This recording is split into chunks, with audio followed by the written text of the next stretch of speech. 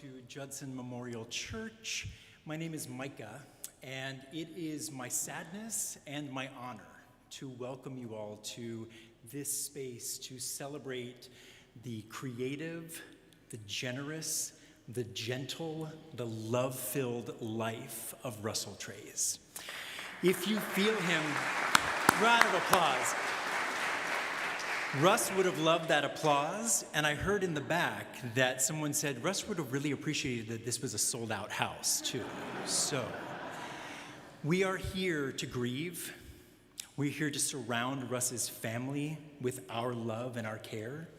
And we are also here to laugh and to remember Russ in the way that he would have loved to be remembered.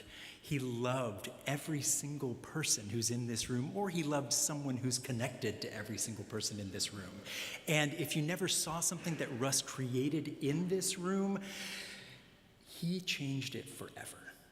He created such beautiful pieces of art far beyond these walls, but he especially created beautiful pieces of art in this space as well. And I'm not only one of the ministers here at Judson, but Russ also was one of the first Judson members to invite me to lunch, where he tried to get me to work on a production of Christmas wrappings and didn't quite convince me then, but I still stuck around. And I still admired every single creative bit of energy that he put into the world. So if you've come here tonight with a heavy heart, you are welcome in this space. If you've come here tonight and you want to tell some joyous stories about Russ, you are welcome in this space. Anything in between, this space is a space for you. But I am so grateful that Russ's amazing daughter, Amanda, is going to lead us through this service of remembrance. So Amanda, come on up. So wonderful to have you here.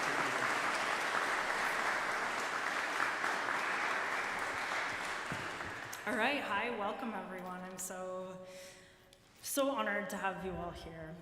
I just wanted to let you all know that we're not gonna do sort of a formal guest book. They're the inserts in the programs, so even if you just wanna write your name and put it in the basket, just so that we know you're here. So I have the honor of introducing our first speaker. Those of you who remember the omnipresent pedometer will not be surprised that our first speaker is Mike Clancy, also known as Dad's longtime trainer and his favorite child. So you may also remember him saying, "Thank you, Mike," when he lifted something heavy. So this is that Mike.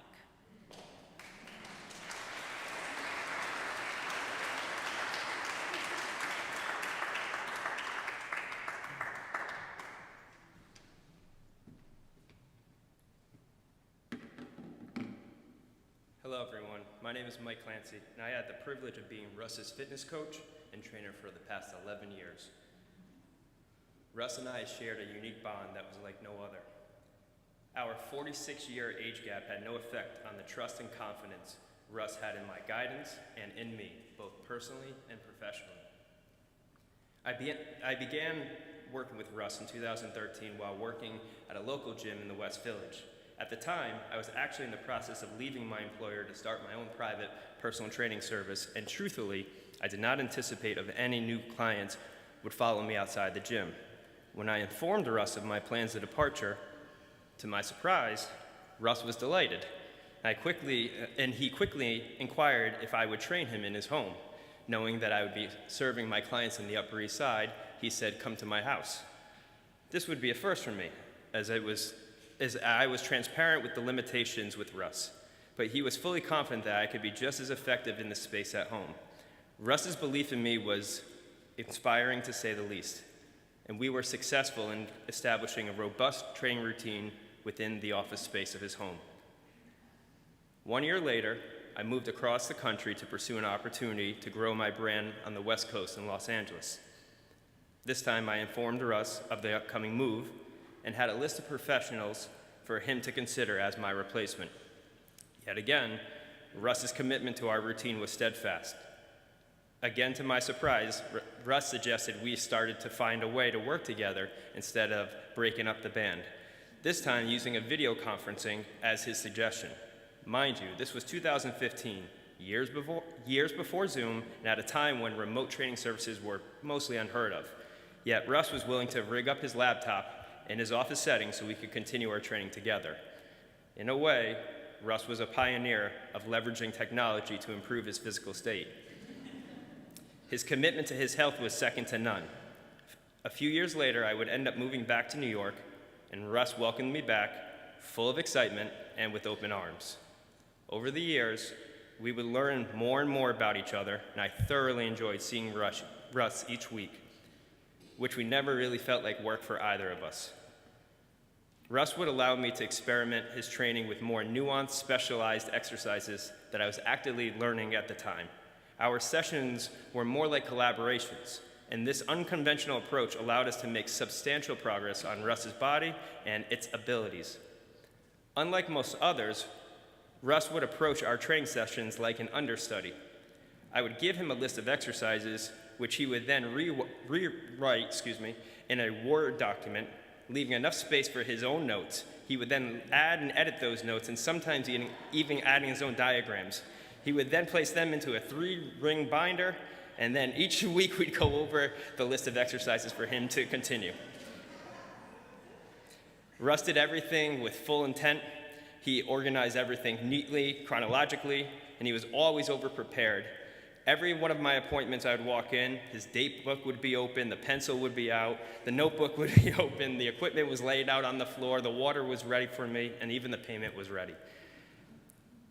Russ was fully committed to doing his part to uphold his health and wellness, a theme that would define our final years and even last few weeks working together this past summer.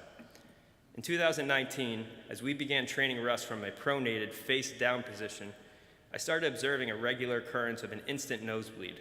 Skeptical of the frequency, I was honest with Russ about my concern, and thankfully, he agreed to set up the necessary medical appointments. The diagnosis came back, and the surgery was scheduled soon thereafter. I was proud of Russ for addressing this issue head-on. I made clear to him that I would prepare for him as best I could for the upcoming surgery. Our sessions evolved from solely physical to now spiritual and emotional. Besides his daily exercises for his joints, we incorporated training exercises for his brain and then for his spirit, which he did with full effort, like all other things I asked of him. We had many candid life talks about what if and how to prepare for any outcome. Russ was fully vulnerable with me, and I fully honest with him. The idea was to keep up his spirits by taking solace in knowing that Russ did everything he reasonably could within his control and to trust whatever happens is larger than him. Luckily, the surgery was a success and Russ made it through. As Russ was recovering from surgery, I visited him in the hospital and he introduced me to the PT staff. He showed me the prescribed routines and would lean in and ask me if I would adjust anything. Even here, Russ valued my input and guidance. Russ was gracious in his recovery and showed his determination when a few months later, the world was on pause as the pandemic changed all of our lives. Our exercise routine was centered around optimizing his recovery exercises, and Russ was tasked with mastering video conferencing again, except now with a healing brain and body. The challenges were present for both of us. The next 12 to 18 months were a game of catch-up, as Russ's brain needed to relearn his body, putting a whole new spin on our training routine. There was no exercise manual, there was no playbook that I could reference for dealing with a condition such as Russ's. But if I'm being honest, I don't know if I would have taken on the task if it was anybody else. This was a testament to how special of a training and personal relationship Russ and I had. Still, Russ and I persevered, finding small wins and milestones until eventually reestablishing many of his former abilities, including his favorite accomplishment, the pull-up. When Russ would hang from the bar that hung within his office door frame, you could see the smile on his face. It was like a kid shining through again. It was moments like this that showed me Russ's appreciation for life and the joy of having fun. I still reflect upon the work Russ and I did together post-surgery and how much progress we made with such pride. Russ was in a league of his own. Every birthday, I would remind Russ of how elite he was for anyone within 20 years of him.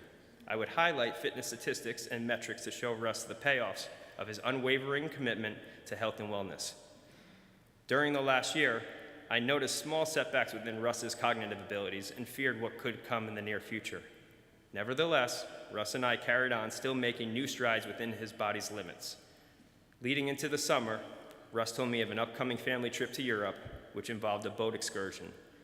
As Russ described the plans for the boat day, I could see he was overcome with emotion. Feeling overwhelmed and underprepared, Russ broke down and expressed his deepest fears with this trip. He was petrified at the idea of getting on and off the vessel, and thus we pivoted all of our subsequent training sessions to building a confidence in his abilities. He later returned from the trip, in one of our final sessions, expressed immense gratitude for having the ability to share this experience with his family. Our last challenge together was another success, and I couldn't be happier for him and his family. Russ, though, was tired. I could see it in his eyes.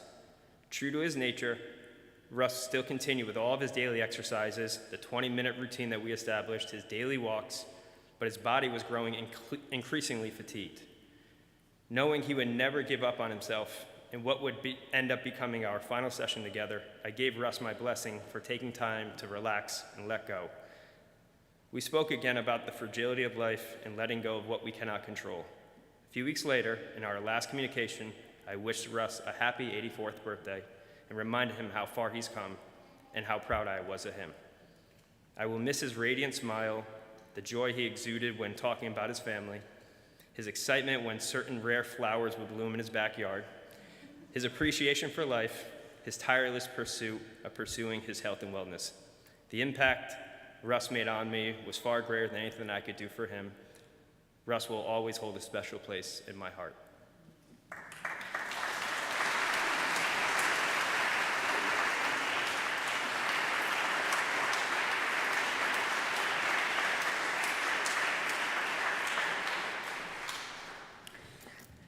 In the dark early days of the Great Depression in 1932, tens of thousands of unemployed World War I veterans traveled from all over the United States to march on Washington, D.C.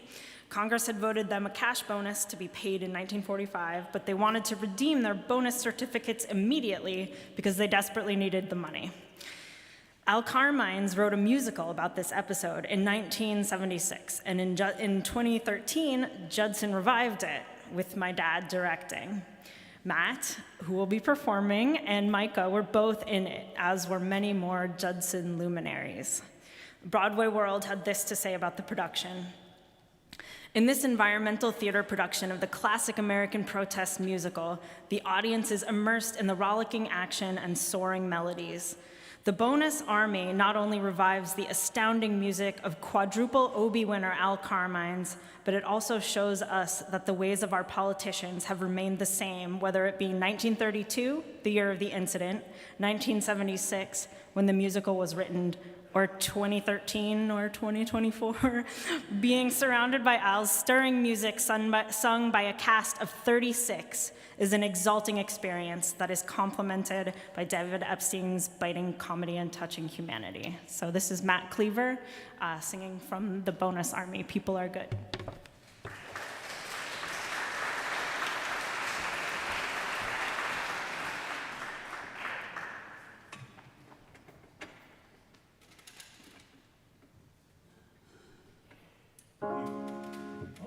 I'm just saying, good evening.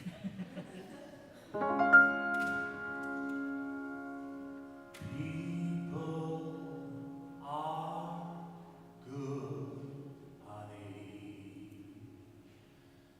People are good. I won't explain why I feel that way. I don't think I could. But if you get down close to people when they're feeling low, they're simple and scared and brave and Jesus, honey, I don't know.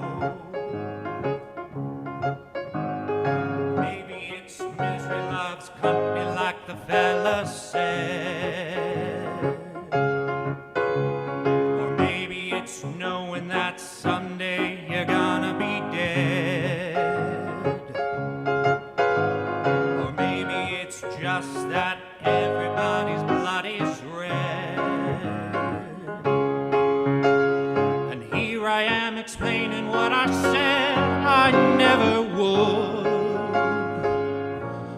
But when you get right down to it, honey, people are good.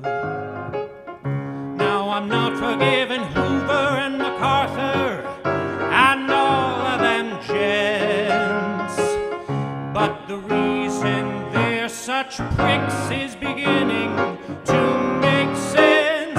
It's because they think that people are bad, the people gotta be held down. They think we're scum, they're sorry we come. They don't want us around, yeah, then we make them nervous, honey. 'Cause we know something that they've never understood. People are good.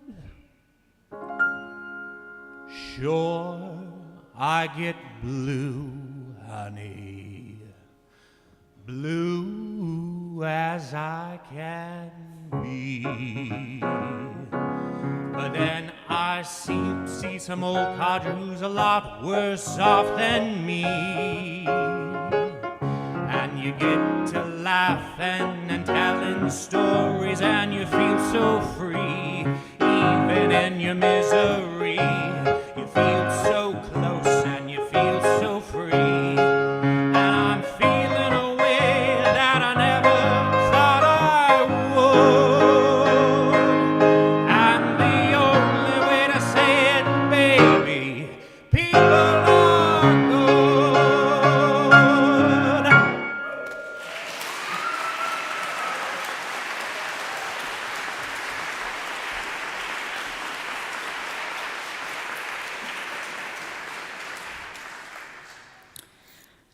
So Dad's career was marked by his ability to find talented people and then form long-standing relationships with them. Many of them are here tonight. He was amazing at seeing the possibility of people in an audition. And two people he met this way were Jim Helsinger and Tom Orr. My childhood was full of Jim Helsinger's performances. His Hamlet slayed my young heart and made me weep at a 400-year-old play. He's here going to speak tonight and do a little Shakespeare for you. It says "as you like it" in the program, but there may be a change.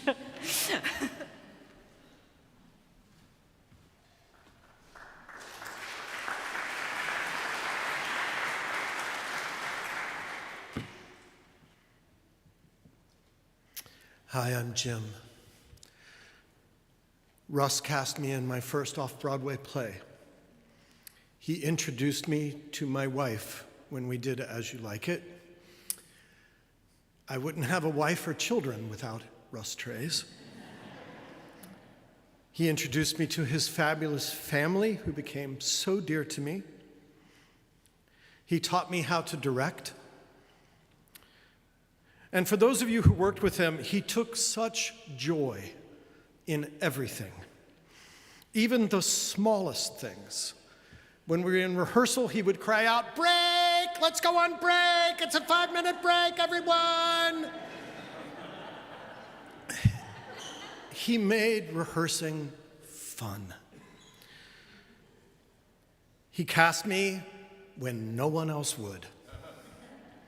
And blissfully, he asked me to play Hamlet and Cyrano de Bergerac for him, two of the highlights of my entire life. He was one of the kindest, nicest, most genuine souls I have ever known. We mostly worked on Shakespeare together, so here's a bit of Shakespeare from him. This is from Tempest, and a little tiny bit from Hamlet. Our revels now are ended, these are actors. As I foretold you, we're all spirits and are melted into air, into thin air. And like the baseless fabric of this vision, the cloud-capped towers, the gorgeous palaces, the solemn temples, the great globe itself, yea, all which it inherit shall dissolve. And like the insubstantial pageant faded, leave not a rack behind. We are such stuff as dreams are made on, and our little life is rounded with a sleep. Now cracks a noble heart. Good night, sweet prince, and flights of angels, sing thee to thy rest.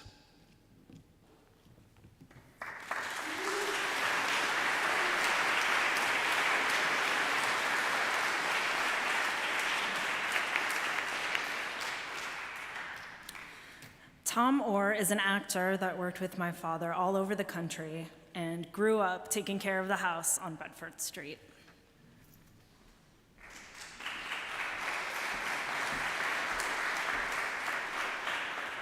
Where is Mike? Mike, raise your hand. Mike, he had lots of adopted sons. Jim was one, Greg was one, I was one. And we are so grateful that you were with him the way you were with him at the end of his life. So thank you very, very much. Hi, I am pleased to see so many faces that I love, that I have played with. I had to figure out what I was going to say when I got up here, so I went for a stroll yesterday. It started at Penn Station. I went to Times Square, Columbus Circle, up the West Side, over to the Met, down to Rockefeller Center, Radio City, down to Washington Square Park, and ended at Bedford Street. As I retrace the footsteps of my youth, and more significantly, the youth of both my marriage and my professional career, I saw Russ's face everywhere.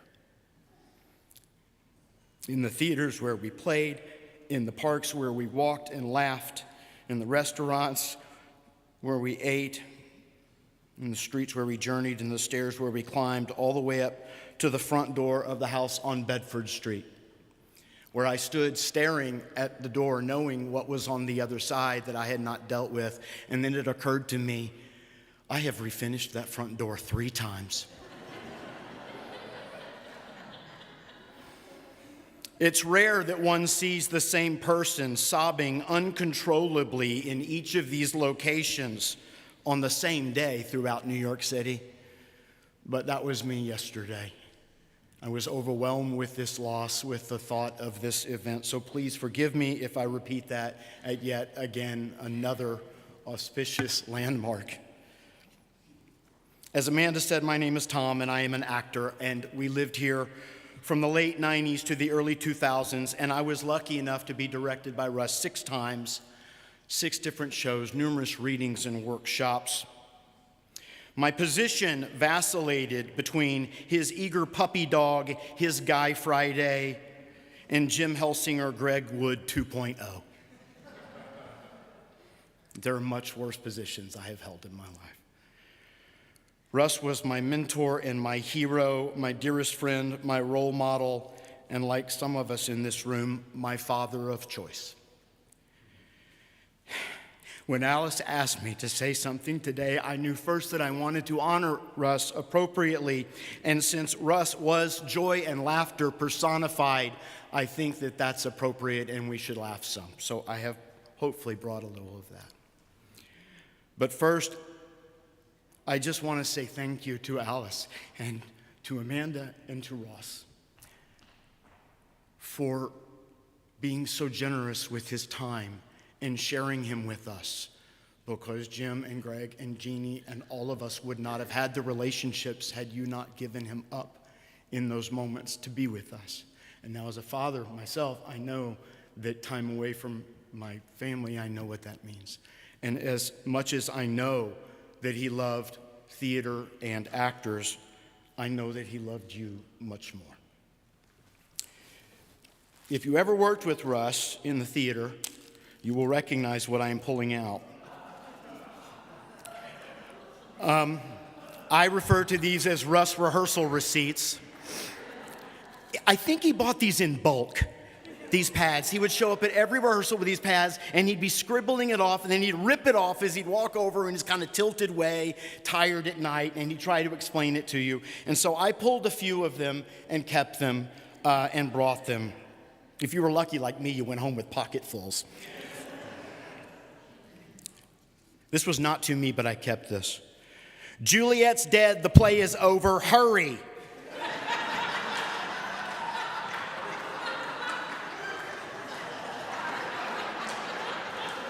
So, it's the way you direct it. I love this one, and I wish he were here because, Tom, don't be taller than Randy.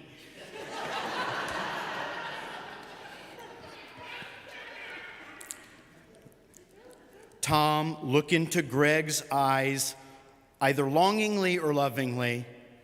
Greg has nice eyes. It's true. Then he wrote this one. This is one of my favorites. He actually wrote it backwards, he scratched it out, and then wrote it backwards again. It says, the funnier Gene bites you, the longer it is. Oh my God, Tom, you're gorgeous. I can remember that was Henry IV. And then this one, this has been on every mirror of every dressing room of every play I have done for 25 years. And I wish I could share. I should send you all a copy. This is a play of words, and we must hear them. In 1996, I had just closed an off-Broadway play. I had a favorable review, and I got my first agent. My agent calls me, we're on the Upper East Side, and he says, you have an audition tomorrow for Romeo and Juliet. Awesome! I have all these things going for me. I have momentum, as actors say. I say, what theater? He says, no, it's in Boston. Oh, no, I'm not going to go to Boston. No, it's with Russell Treyz, and you need to meet him. Okay, great. I have the Romeo Banished speech. I'm ready to go. I show up the next day, 8th Avenue Studios. I go inside to be met by this little unassuming man seated behind the desk. He's wearing a plaid shirt. I can still see it. Sleeves rolled up. I go, hi, I'm Tom Houston. I'll be doing the Romeo Banished speech. And I heard something for the first time that I would hear 1,000 times after that. Great! I go out there, and in a minute and a half, I'm on the ground in tears and snot, the way we did. And he just looked at me. And I didn't know what he was thinking. And he looked at me, and he picked up my headshot and resume, and he looked at it, and he spun it over and looked at me. And he goes, I've never seen you before. I said, no. And then he grinned this grin with more teeth than I have ever seen. And he gave me notes, and they were smart notes. They were actor notes. And he said, do it again. And I did it again. Then he got up and he started walking over. That's when I noticed the pedometer for the very first time. And he walked over and he took my hand and he kind of got me off the ground. And he goes, do you know who Rick Sordelay is? And I said, no, but that's the coolest name I've ever heard. And he said, he's going to be setting fights for this show. I hope you get to meet him. I was on cloud 9. I walked out, I went to the payphone, I called my wife, and I said, I'm gonna play Romeo in Boston. I had never met this man before. I went home, I waited, I looked at my aqua blue pager from my agent. Finally, he texts or pages. I call, he says, hey, congratulations, you have a call back tomorrow. Awesome, fantastic. I did the Banished speech, it was great, he liked it, he's smart, I like him. Yeah, he's called you back for Paris and Aeschylus. What? I have a Broadway play I just closed and I've got a favorable review and they don't even fight.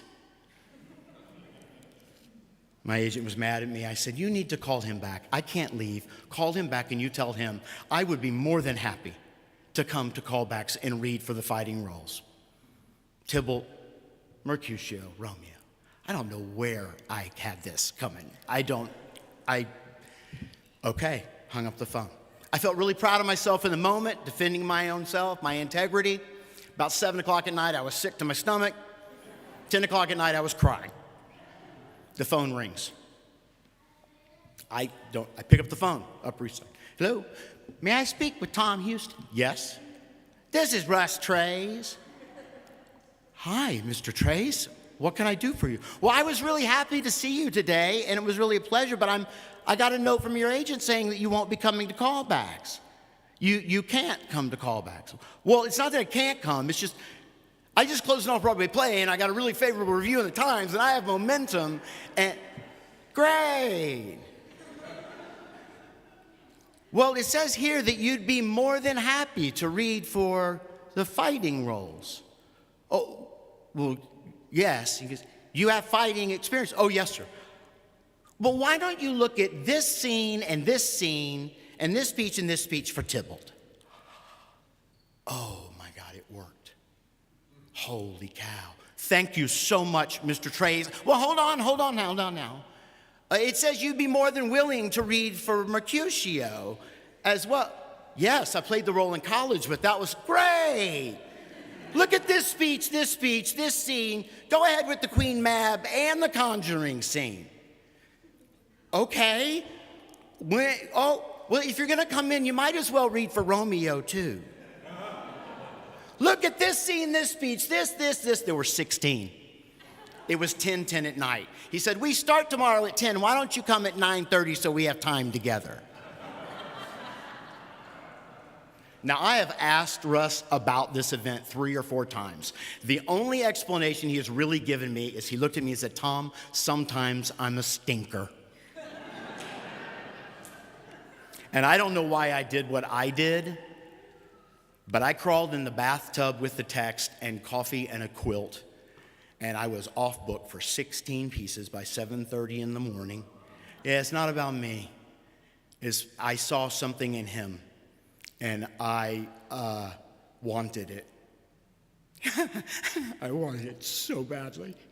And I wanted what he gave, which was love. Right? And I went back in, and he showed up at 9:25, and we spent 40 minutes going. He was late starting. We played until the very end, and I was in sweat and tears on the floor, and he was out on the floor with me. And I always thought Russ was kind of like a co-pilot if you were in the right kind of role, and he had to like go with you on some of it. And we finished, and he did something that he did to me 100 times after. He put his hands over my shoulders, but he didn't grab me. He was loose and easy, and he got right down in my space, and he said, that was great, and he gave me some notes. And then he said, I'll offer you Tybalt and Mercutio on the spot. You'll never play Romeo. And that moment, he was joking, but that moment changed my life, right? I adored Russ Treyz like no other man that I've ever had in my life. He was the finest, most authentic, loving man. For a boy from Texas who loved theater, I didn't have men like that in my life. And I want to thank him for giving me everything that he gave me. And I'm going to quote Hamlet too, Jim. He was a man taken for all in all. We will not look upon his like again.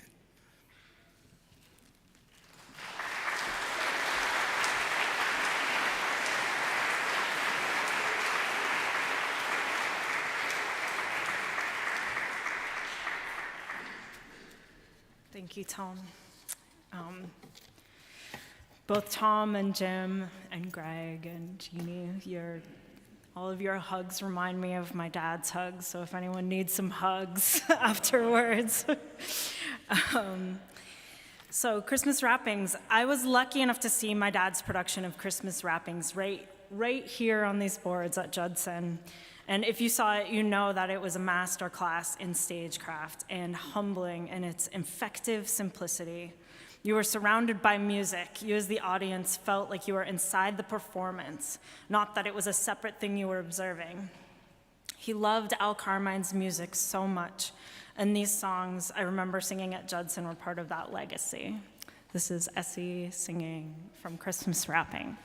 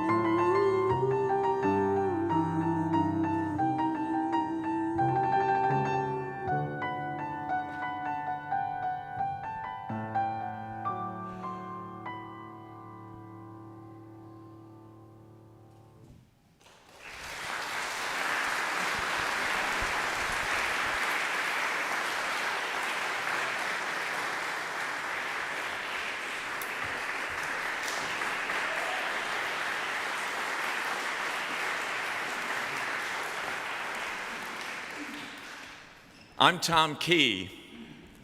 We are about to hear two glorious musicians and dear friends, Tom Chapin, the original musical director for Cotton Patch Gospel, and Michael Mark, original cast member, sing two songs from the Harry Chapin musical, Cotton Patch Gospel, for which Russell and I served as co-authors of the book. Alice asked me to introduce this performance by sharing with you just how all this got started. This presentation of the Christ story, based on Clarence Jordan's paraphrase of the New Testament, in which it is imagined that Jesus is born in Georgia, suffers under Pontius Pilate, the governor of Georgia, is lynched by the Ku Klux Klan, and on the third day is risen from the dead. It is probably the only off-Broadway musical to get good reviews from both the writers of Rolling Stone magazine and Christianity Today. Russell and I met in the summer of 1980 when he directed me in a production at the Alabama Shakespeare Festival. He had just won a Drama Desk Award. I had not. He had an MFA from Yale. I had a master's from the University of Tennessee. He was from New York City. I from Birmingham, Alabama.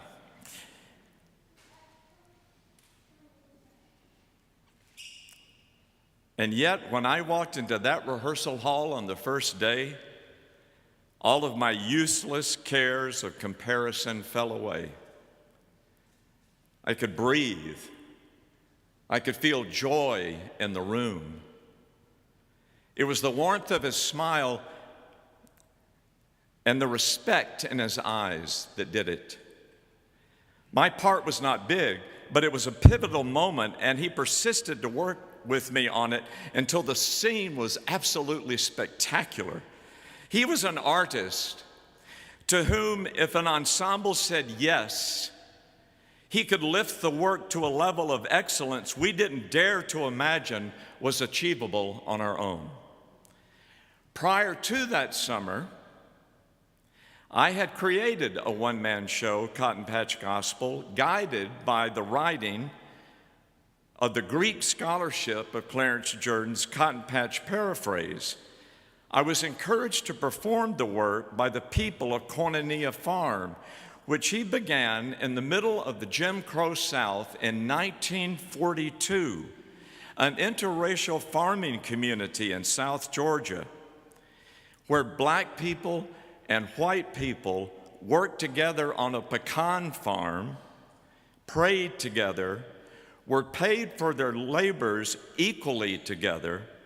Their slogan, "Help us get the nuts out of Georgia." I toured the show cross-country to more than 30 states as a one-man show. The reaction was good, but I knew a wonderful director could make it great. So one night after rehearsal at the Alabama Shakespeare Festival, I girded my loins and asked Russell Treyz if I could perform this show for him and the cast on our next night off, because I thought he might like to direct it, and he might want to work on the book with me.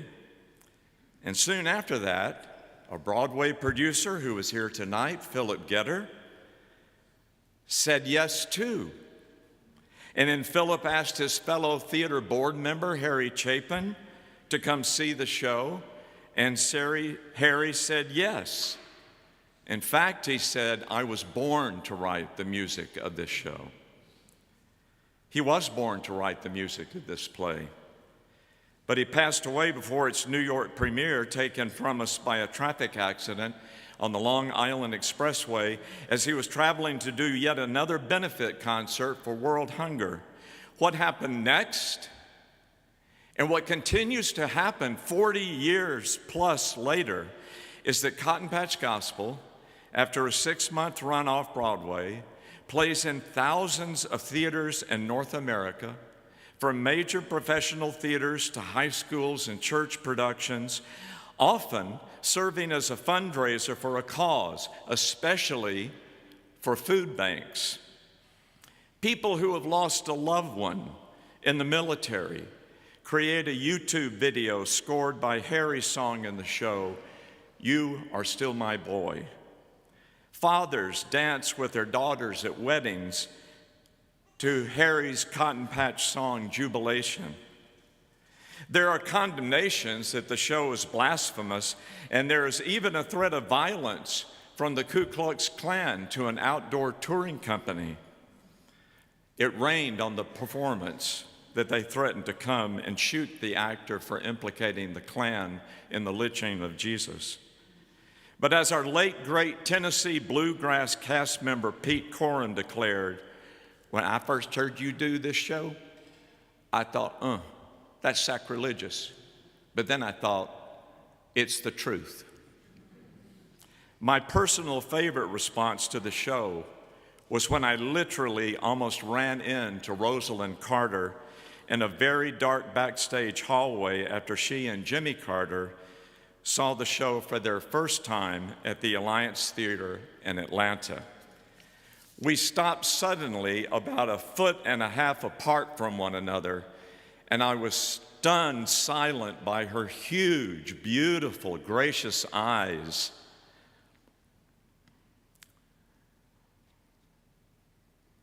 And she asked me simply, "Do you know how important what you're doing is?" That's a little bit of a lot that has happened and is happening, because a long time ago, Russell Treyz knew, like Rosalind, that this was important, and he said yes. Every time in my life, whenever his name is spoken in a conversation with another, I know what will be said. "Oh, I love Russell Treyz." And then they tell me how he changed their life. We're all welcome in this club, the We Who Have Been Changed by Russell Club. We all love Russell. Here's the Cotton Patch version of how Jesus would identify a person like Russell Treyz in Jesus' famous Sermon on Stone Mountain. Gentle, strong people are God's people. They shall be known throughout the country as God's partners. Those who are deeply troubled by the evils of this world are God's people. They will see their solutions become reality. The generous are God's people. They shall be treated generously. What can happen with the first yes?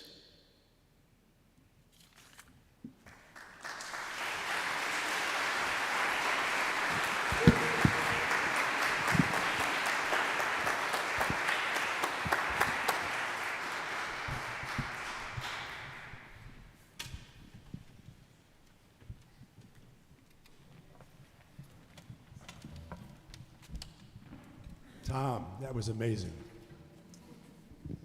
Is this mic working? Ooh. This one's very hot. Good. Mr. Michael Mark.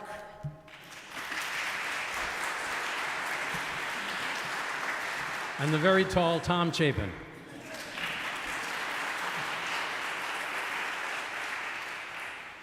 So my older brother was Harry Chapin, and that very first show, the one that Tom talked about, where Harry got a chance to see it, Phil Getter introduced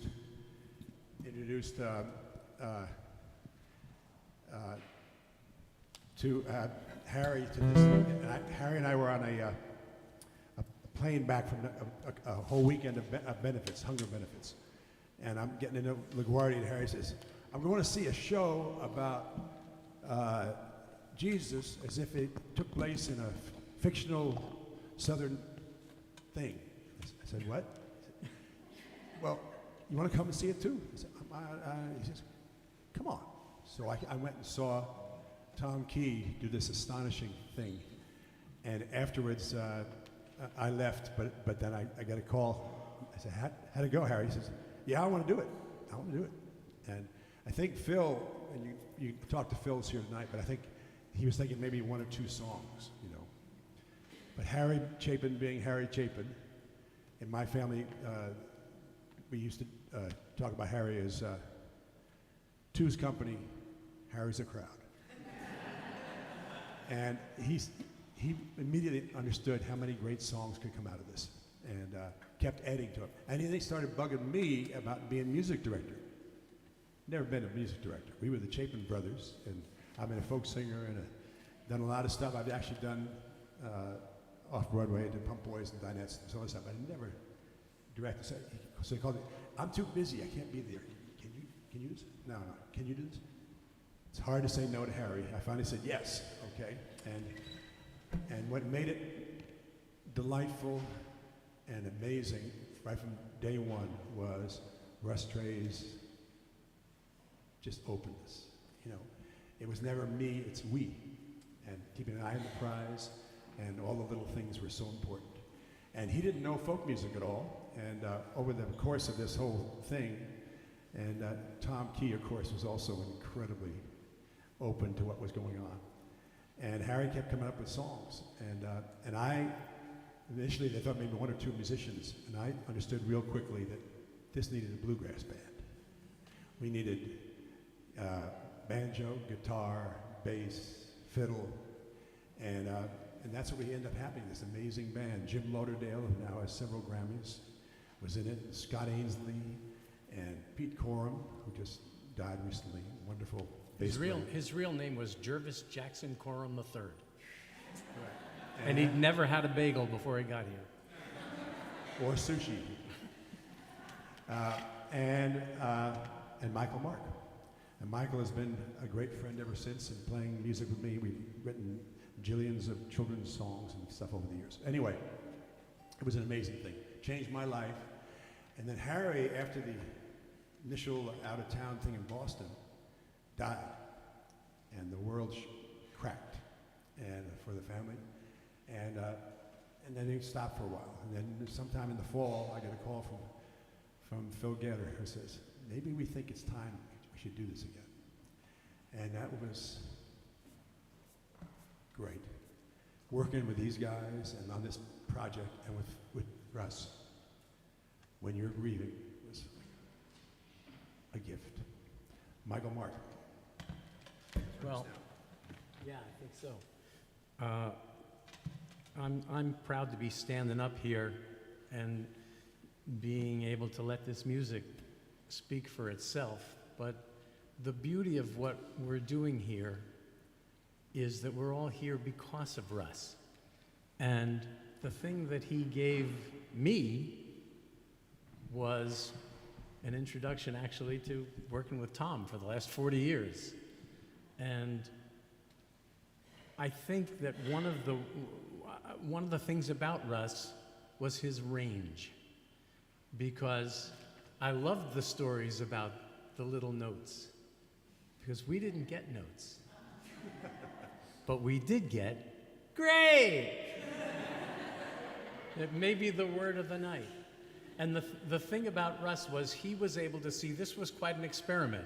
He and Tom Key already had a working tool and a working vehicle. Music got added to it. Musicians got added to it. Now what are we going to do? And what he did was he found a way, I don't know how he did it, to just let us discover things. Not just a little bit this way, not just a little bit that way, but just creating a place where we could find what this was all about. And it turned out to be a great experience, changed my life, and glad to be here, as we said, in this sold-out theater. I gotta say, one of the funny things that kept happening was, trying to set the stage, and I gotta keep worrying about this block of 4 guys have to hear each other. And he used to just complain about that. Okay, you can be over here now, and walk over here, and it ended up working great, but it was really interesting. Can you hear our voices? Give me a little more voice. I don't want to sing too close to this thing. Oh, it's that one. It's loud. Yeah, I know. I'm good. 1, 2, 3, 4, 5. Everybody can hear me. This is When I Look Up, followed by one of the ones that Tom talked about that you're going to be singing too. When I look up, what should I see? It should be a rainbow on the far horizon, stretching towards eternity. When I look out, what should there be? The sun burning across my blue sky, shining down its light on me. Oh, surround me like your seasons. Why don't you rock me in your stream? Oh, and promise me tomorrow. Yes, and give us back our dream. When I look up, what do I see? A road leading to the rainbow that reaches right back to me. When I look out, When I look out, what do I see? Spirit on a mountaintop, bringing everybody peace. Oh, surround me like your seasons. Why don't you rock me in your stream? Oh, and promise me tomorrow. Yes, and give us back our dreams. Oh, surround me like your seasons. And why don't you rock me in your stream?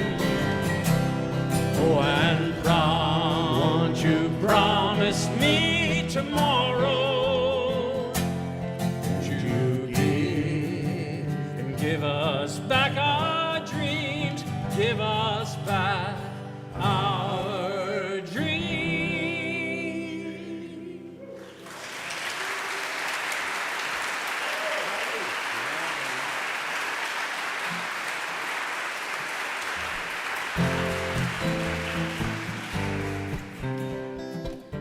So Harry came in with this song, and he had it about this tempo. It's supposed to be when Jesus comes into Jerusalem, which is Atlanta, coming into Atlanta. And that was the song for it. And I heard it. I said, no, you ought to, what if we do it this way? And it came the end of the show, and you follow this big trip along with these guys. And Michael sings. This is a song that needs no explanation. Jubilation. That's your part. This is a song I hoped the time would bring. Jubilation. Jubilation. That was terrible. This is a song I call my jubilation. Jubilation. Now we're getting there. And it feels so good that all I have to do is sing. And everybody say, Jubilation. hey, everybody say, Jubilation. and everybody say, Jubilation. hey, everybody say,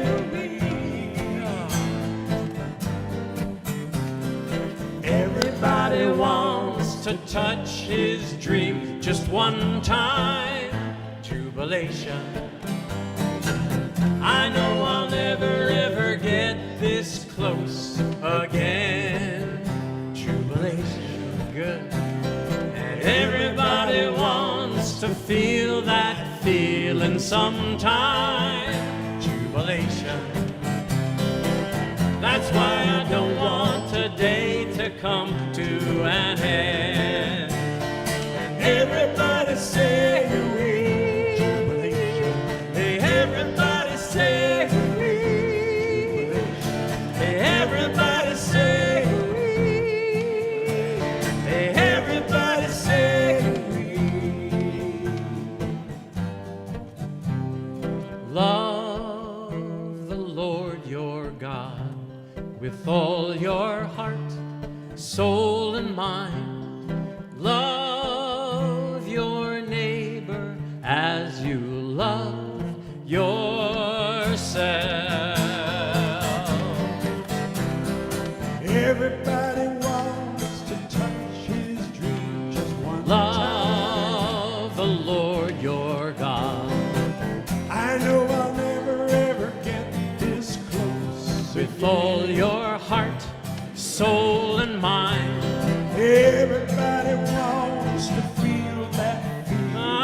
Love your neighbor as yourself. That's why I don't want today to come to an end. And everybody say, love the Lord your Everybody God. say, Love the Lord your God. Love your neighbor as you love yourself.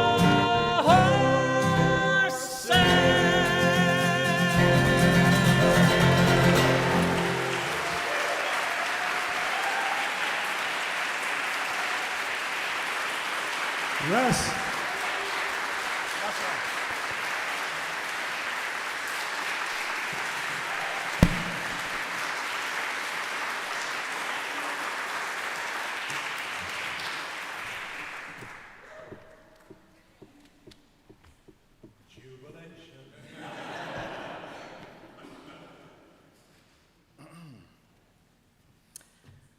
Hi, everybody.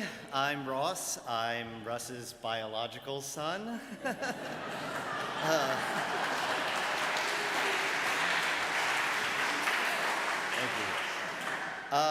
you. Today I'm going to start off with a quote from Dolly Parton, and then I'm going to define the word curmudgeonly, and then I'm going to talk about fatherhood. Dolly Parton once said, "Well, sugar, let me tell you about Russell Treyz, a man who made his mark in the theater world with that classic Southern charm. Born in 1940, he spent years charming audiences with his work, and whether it's a full-blown musical or a more intimate stage production, Russell Treyz knew how to bring a story to life with style." Or at least an AI pretending to be Dolly Parton said that. My father was loving, caring, and generous. But he was also curmudgeonly, meaning someone, usually old, that is bad-tempered or negative. However, in our household, it meant all the small things that we do in a specific way that we are particular about. When he was ordering tea at a restaurant, he would ask the waiter to put the bag in the cup before they poured the water in, because if the tea would never be brewed correctly if the water was cooled by the cup before the bag was put in.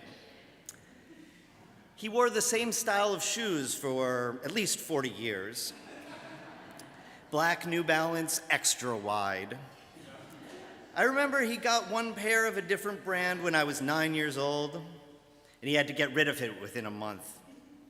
Never again did he wear any other kind of sneakers, although he did switch to Velcro in the last decade or so.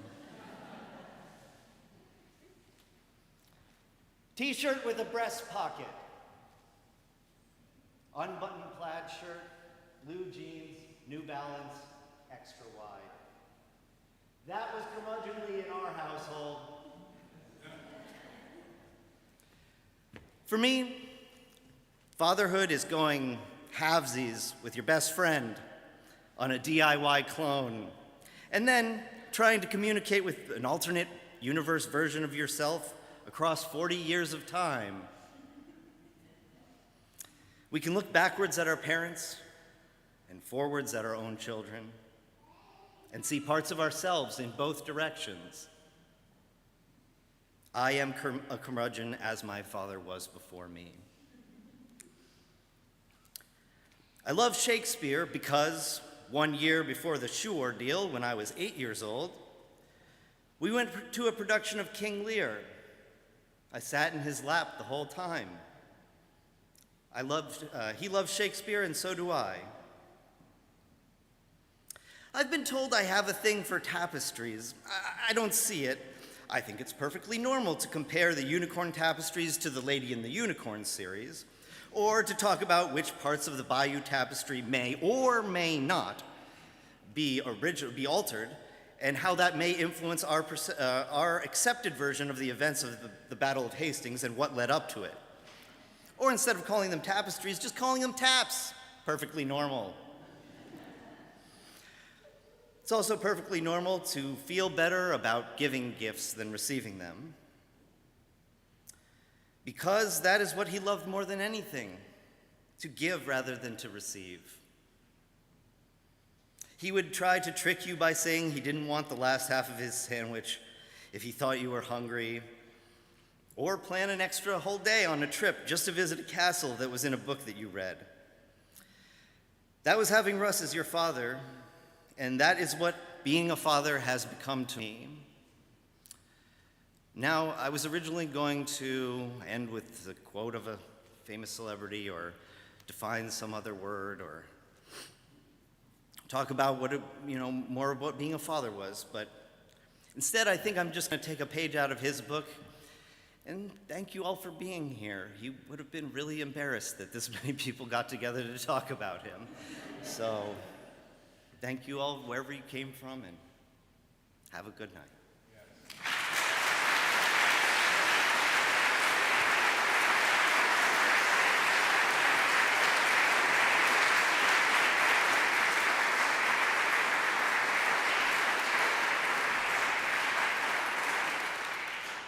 And now it's my time. It's my time to celebrate him and force you all to listen to me talk about how much I loved my dad, my sweet, lovely papa. I always thought when faced with this moment that no words would seem possible or right, and of course they don't. And my words may be all over the place because I'm still figuring out how to talk about him in the past tense. I mean, it doesn't feel right to say I loved him when he still seems so full and present, and I still love him so much.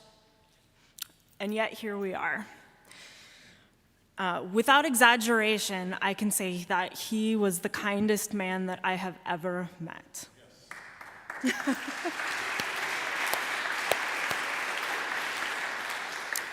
Yes. This man who thought that showering every day was the Lord's work lived on a historic sloop, which is a sailing boat, with me for 7 days because I couldn't wait till I was 18 to do it by myself. He got up early and he read me A Tree Grows in Brooklyn to help me wake up and be on time for school. I was still late, but I loved him reading it to me. It was much better than the wake-up math quizzes that he also did. Good morning, 7 times 7, 6 times 8. And the angriest that I ever saw him was when he spoke about professional sports, and he said that NFL should be outlawed. In fact, he and Ross used to gang up on me and make fun of me for liking sports. He and my mom showed me so many dazzling things.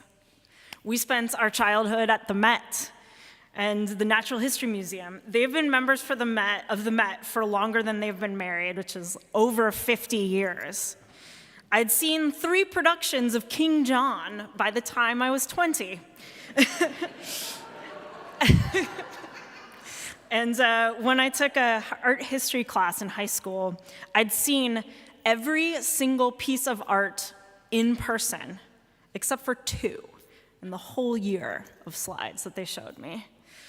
He had an amazing sense of how to make spaces cozy and convenient, and he convinced me to put the washer dryer in my house on the same floor as my bedroom, and I will thank him every day for this wisdom.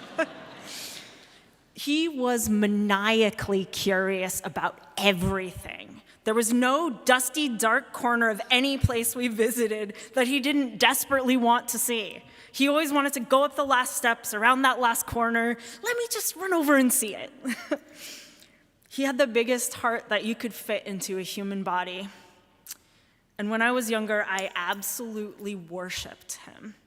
I would do anything to spend time with him. I sat in his auditions for hours. I listened to the music from his shows over and over. And I went to Shakespeare theater conferences just to be around him. But the thing that I remember the most was the roller coasters.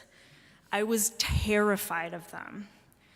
But he liked them, so we rode them together. It became our thing. Every time we saw a roller coaster, we would ride it, screaming our heads off. Me, convinced I was gonna die, but willing to risk it to scream my head off with him. And as I grew older, I got to know him as an adult. I saw him make art with his friends, and I learned how collaborating with people you trust can make something better than either of you expected. I use this wisdom in my job today. I saw how his calling was his life, how he devoted himself to directing, and how much joy it brought him.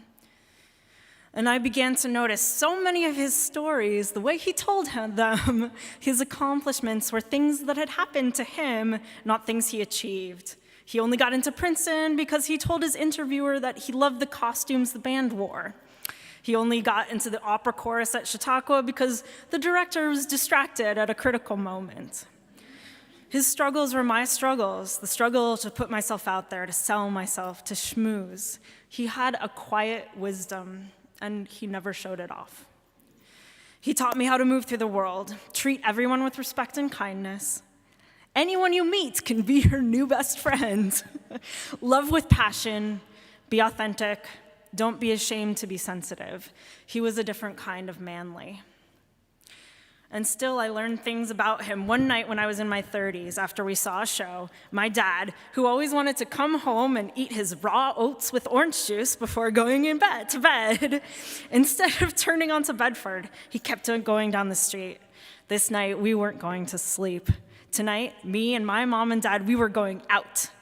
We went to a Cuban bar. We got drinks. His was water, of course. We all leaned close over a table in a dark bar, and we felt so cool. It was the perfect thing to do, and I'm so lucky that I got to do it with him. I feel like he's my dad. Selfishly, I want to be the one who loved him the most, who understood him the most, who mourns him the most. But we all mourn him the most in our own individual ways. No one meant exactly what he meant to each one of us. He was special to everyone here. Being in this space with you all makes me feel like I'm not crazy and like I'm not alone. We don't have to explain to each other how great he was, how funny he was, how joyful he was, even though I did just do that. It's my time. And you, the ones he chose, are the good ones. He didn't choose me, he was gifted to me. If I'm a good one, it's because he made me a good one. He chose you. A few months ago, we reminisced about riding roller coasters together, and he admitted to me that he hated them.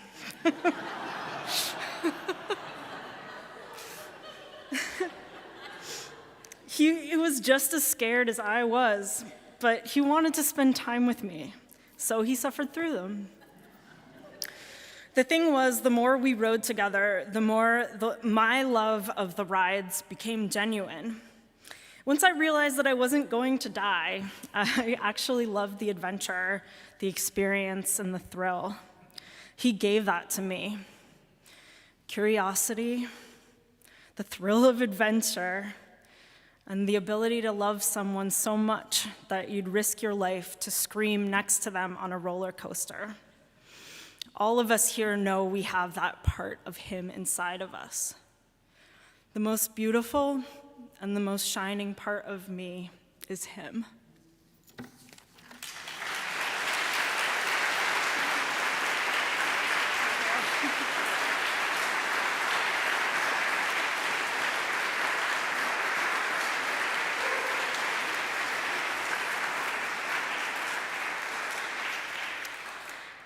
So as you know, my dad loved big emotions, big songs. He loved this song passionately. It was one of his favorites and the only song he ever mentioned that he would like sung at his memorial.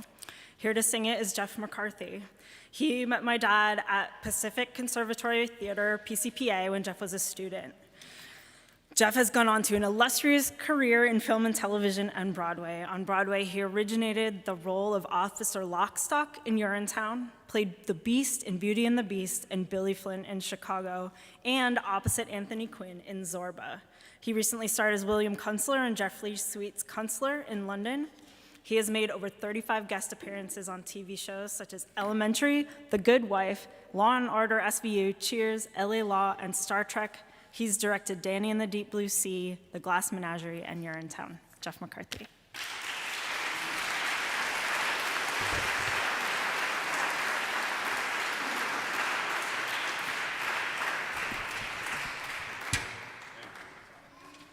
Wow, what a family.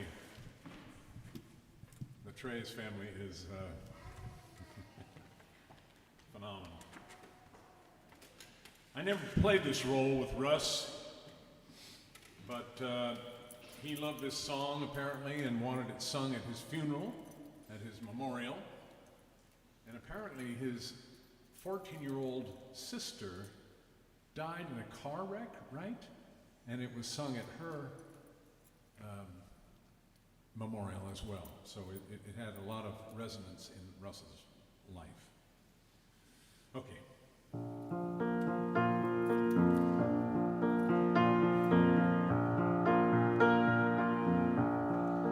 When you walk through a storm, hold your head up high and don't be afraid of the dark.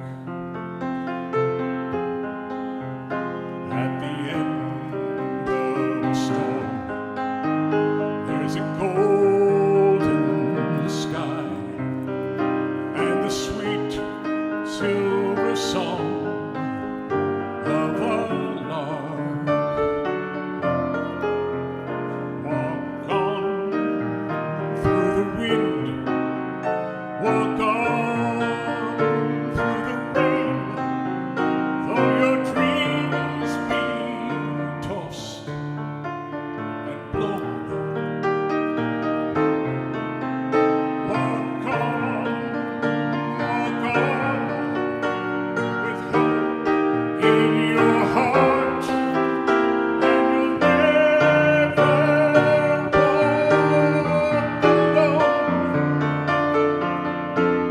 walk alone. You'll never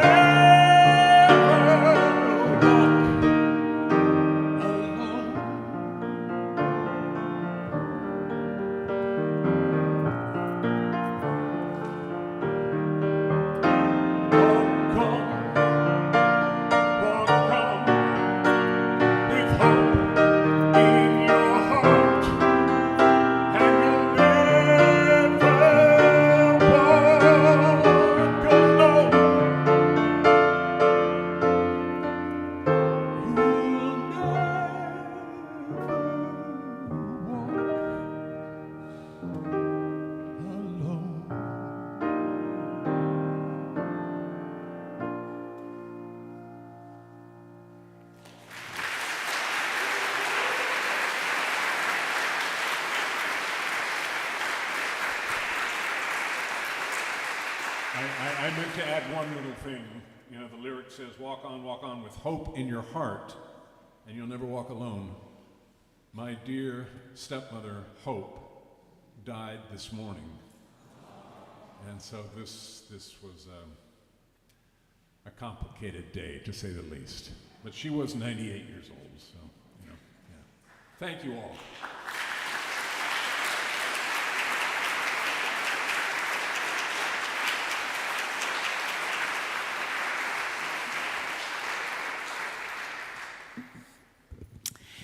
Thank you all so much for these stories, and we will keep the stories going as we enjoy a light supper in the back and continue to surround this amazing family with our love and care. But before we do that, I invite you to rise in body and or spirit. You can rise in both, body, spirit, everything. I invite you to pray with me in whatever way is comfortable for you. We've got a big, expansive idea of what prayer is in this space. And now may we go forth from this place carrying the fierce, kind, creative spirit of our beloved Russ to a world deeply in need of more art, more kindness, more beauty, and more wonder. May we create community as he did, inviting everyone to find their own unique voice. May we stay curious as he did, nudging everyone to seek the horizons just beyond our own timid limits. May we laugh as he did, reminding everyone that there is joy bubbling beneath even the heaviest shadows. And may we always collaborate as he did, generously and gently, not simply pursuing our own individual visions, but always pouring our energy into a collective vision that just might transform us as it reminds us that we never, ever walk alone. Amen. And now Henku's going to lead us through one more song. We got a little tradition that threads through this place of an amen song, so if you don't know it, you're going to catch on quickly. But Henku, take it away.